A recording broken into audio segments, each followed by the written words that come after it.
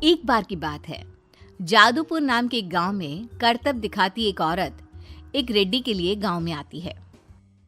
आइए आइए मेहरबान कदरदान, खाइए रोहड़ा के ताजे ताजे केले। कभी खाए नहीं होंगे ऐसे केले। पीले पीले केले खाइए। ये कहकर रोहना हाथों में 4 केले लिए उन्हें सर्कल में जोर जोर से हवा में उछालती हुई करतब दिखाती है, जिसे देखकर आसपास के सारे बच्चे अपने अपने मम्मी पापा से उस औरत के पास जाने की जिद करने लग जाते हैं।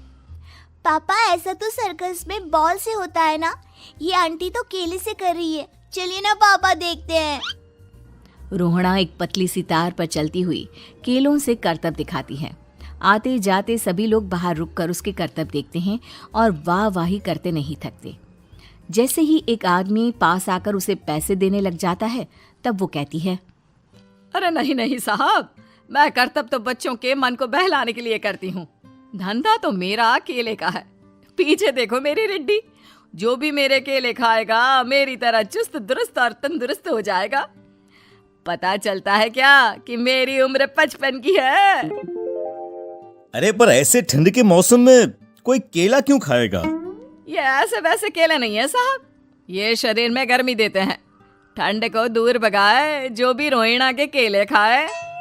पापा, अगर मुझे केले नहीं मिले तो मैं घर नहीं जाऊंगी। तभी उसके पापा कहते हैं कि बेटा, केले ठंड में कभी गर्मी नहीं देते। ये सब कहने की बातें हैं, सामान बेचने का तरीका है इनका। पर पिंकी नहीं मानती। मैं केले खाऊंगी। पिंकी की जिद के आगे नत्थू हार जाता है और उसे केले खरीद कर दे देता है। पिंकी खुश होकर केले घर ले आकर खाती है। अब मैं भी करतब करूंगी, कितना मजा आएगा। जादुई केले। पिंकी पहला केला खत्म भी नहीं करती कि वो बेहोश हो जाती है। दूसरे केले से एक काला धुआं आता है और रोहना चुड़ैल बनकर बाहर निकल आती है। मेरे भूतिया केले बच्चे न खाए, ऐसा हो ही नहीं सकता। जादूपुर वालों, कब तक बचोगे? आ गई हूं मैं रोहना, जिसका कोई नहीं कर सकता सामना। रोहना पिंकी को गोद में उठाकर काले धुएं में कहीं गायब हो जाती है। शाम के वक्त नत्थू घर लौटता है और पिंकी को घर में ना पाकर उसकी माँ से कहता है, माँ पिंकी कहाँ है? अरे बेटा, उसे तो तू सुबह करतब दिखाने ले गया था ना, फिर कहाँ वापस आए तुम दोनों? मुझे लगा तू उसे अपने साथ मंडी ले गया होगा। हे भगवान, मेरी बच्ची कहाँ गई? मैं उसे घर ही तो छोड़कर गया था माँ। नत्थू गांव के घर कोने में अपनी बेटी को ढूंढता है, पर उसे वो कहीं नहीं मिलती। परेशान होकर आखिर रो रो कर नत्थू हिम्मत हार कर घर लौट आता है। अगली सुबह रोहना फिर से करतब दिखाने आती है और इस बार पिंकी की तरह रोनी केले खरीद लेता है। 50 रुपए दिए थे पापा ने, सारे पैसों की मैंने केले खरीद लिए हैं। अब मैं भी आंटी की तरह ही करतबबाज बन जाऊंगा। यही सोचते हुए रोनी केले खाता है और पहला अकेला केला आधा खत्म भी नहीं करता कि चुड़ैल उसके सामने आ जाती है। मेरे साथ चलने का समय आ गया है रोनी। ये तो बस शुरुआत है। अब इस गांव के सारे बच्चे धीरे धीरे मेरे कब्जे में होंगे, एक बच्चा भी नहीं बचेगा। ये कहकर रोनी को गोद में लेकर काले धुएं में अदृश्य हो जाती है। इसके बाद हर रोज गांव में से कोई ना कोई बच्चा गायब होता, पर ऐसा क्यों हो रहा है किसी को भी समझ में नहीं आ पा रहा था। रोज की तरह अपनी बेटी पिंकी की तलाश में नत्थू गांव के एक तालाब के पास बैठा रो रहा था।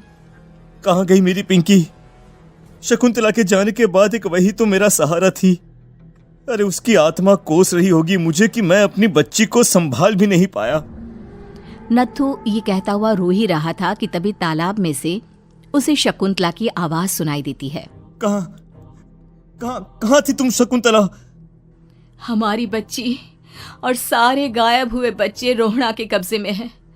वो बच्चों को जो केले देती है उससे बच्चे बेहोश हो जाते हैं और उसके कब्जे में आ जाते हैं और वो उन्हें ले जाकर काली दुनिया में ले जाती है। पर वो ऐसा क्यों कर रही है? ये मैं नहीं जानती, पर उस दुनिया का रास्ता मैं आपको बता सकती हूँ। जहाँ ये नदी खत्म होती है वहाँ एक केले का पेड़ है, उसके नीचे एक दरवाज़ा है, वहीं से रास्ता जाता है उस दुनिया का। ये कहकर शकुंतला की आत्मा गायब हो जाती है। गांव के सभी लोग झुंड बनाकर उसी रास्ते से काली दुनिया में चले जाते हैं और वहां देखते हैं कि सारे बच्चे वहां काम कर रहे थे। पापा मुझे ले चलो यहाँ से। पापा पापा। सभी बच्चे अपने मम्मी पापा से लिपट जाते हैं। तो तुम लोग यहाँ तक आ गए?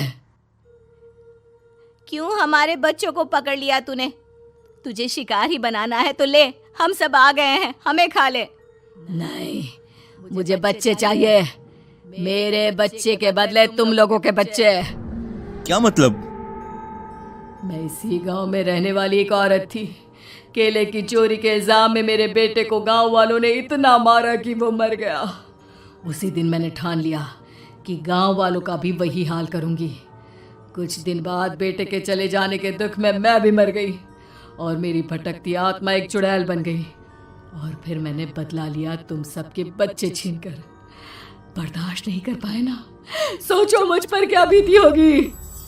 हमें माफ कर दो रोना, पता नहीं ये किसकी गलती थी पर हम सभी माफी मांगते हैं।